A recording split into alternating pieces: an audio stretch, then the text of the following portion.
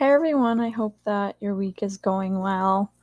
I'm going to read through my M2 discussion. It's a little lengthy this week, so if you are watching, just bear with me.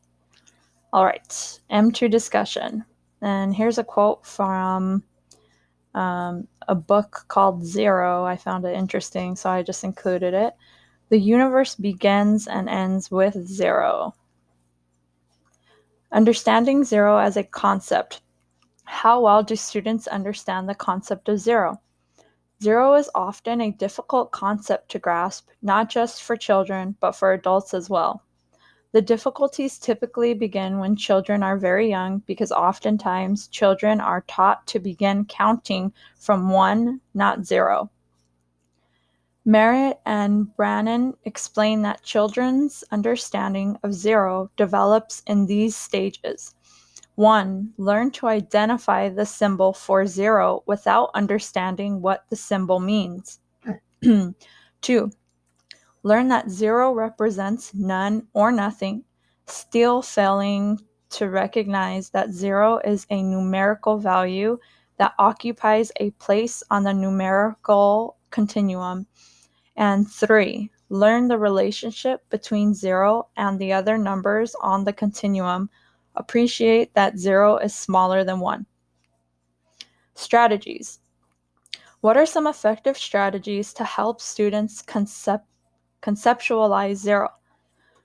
Though teachers do not have control of what children learn before they enter the classroom, one thing we can do to help children conceptualize zero is to introduce them to zero at a young age. As a nanny who works with children ages 0 to 3, I make it a point to introduce them to zero when learning numbers, even though they do not yet understand the concept of zero itself. See figures 1 through 4 below for this visual. Figures 1 through 4. 19-month-old child becoming familiar with zero. These are some felt numbers that one of the moms I work with made. I made sure to ask her to include zero. Here's a number board that we use with a few zeros here. Here's a 19-month-old making the connection himself with the number zeros from the felt and the board. This was not prompted. This child's a tactile learner, and he made this connection on his own. And here's one activity that I do with the younger children, and I make sure to include the number zero here.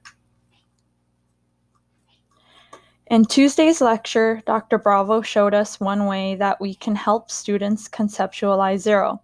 Below in Figure 5 is an example of the activity in which can help students better conceptualize zero.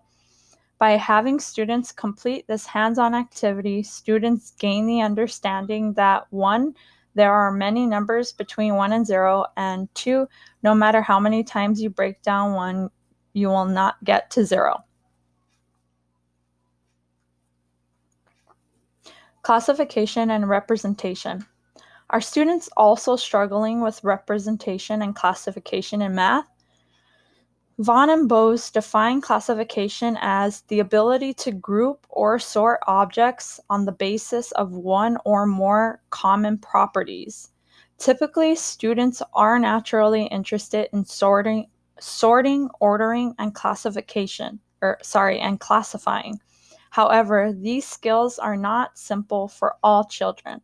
According to the Kindergarten Connection, sorting objects and making patterns does not always come so naturally for children who struggle with making decisions, making judgments, understanding how new knowledge fits in with what is already known, and coping with things out of routine.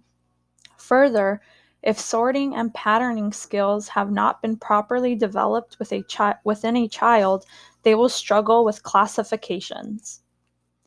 Representation is defined as a process, an essential component of both teaching and learning, a way to model mathematics, and a way for students to show their thinking about mathematics. Though one may not think that students struggle with representations, Samsudin and Retnawati explain some challenges in using representations. I have created a chart below, figure 6, that lists some challenges faced with the use of representations. So here are some challenges that Samsudin and Retnawati discuss when teachers use representations. This first one, lack of diagrammic knowledge. Second, lack of understanding the concept that the representation represents. Use of representation not accompanied by students' mathematical comprehension. Lack of ability to interpret representation by connecting it to the real world, and lack of ability to choose best representation for mathematical ideas. Samsudin and Retnawati also list 3 types of errors that students make when converting one representation mode to another. 1. Implementation, computational or algorithmic mistakes. 2. Interpretation, when students fail to understand the characteristics or properties of either the source or the target of the representation. And 3. Preservation, when students are able to maintain the semantic congruence of some, not all, the attributes of representation. Additionally, students' ease or difficulty with representation is affected by the teacher's perspective of representations. Samsudin and Retnawati mention that teachers who perceive representation as another learning topic or concept in mathematics, not as a tool to understand the concept itself, usually does not consider representation as a central role in mathematics learning.